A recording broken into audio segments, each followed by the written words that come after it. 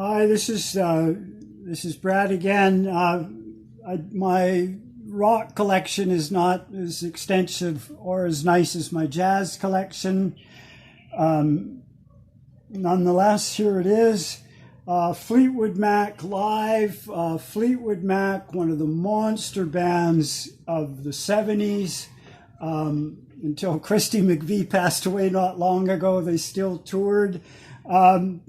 This is their super landmark Fleetwood Mac live album recorded in 1980. All their best stuff from the 70s. Kind of a greatest hits live. Just really cool to have. There's a list of names, song titles.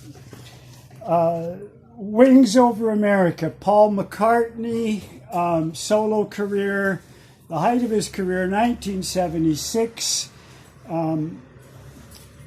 At the time, Wings Over America was a monster tour, the most successful former member of the Beatles.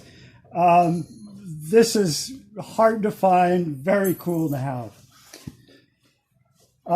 Santana, one of the significant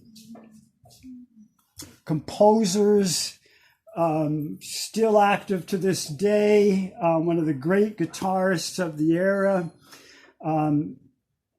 We have Abraxas and Santana. There is great stuff on both these albums, both new, both not played all that often. Emerson, Lake and Palmer, best of, pretty good condition. Peter Gabriel, former member of Genesis, a real leader in the mid to late 80s, early 90s world music. Very unique sound, significant, just a significant figure in music all through the 70s, 80s, and into the 90s. Neil Diamond, Hot August Night. This is very, very cool. Again, not easy to find. Double live album. If you're into Neil Diamond, you got to have this. If you're not into Neil Diamond, you'll like it. Stanley Clarke.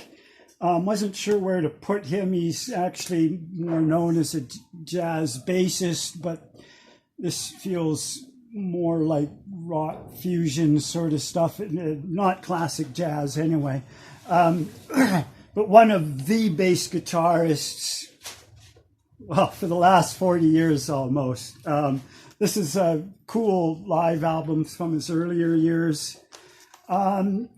This is the Alan Parsons Project, Tales of Mystery and Imagination.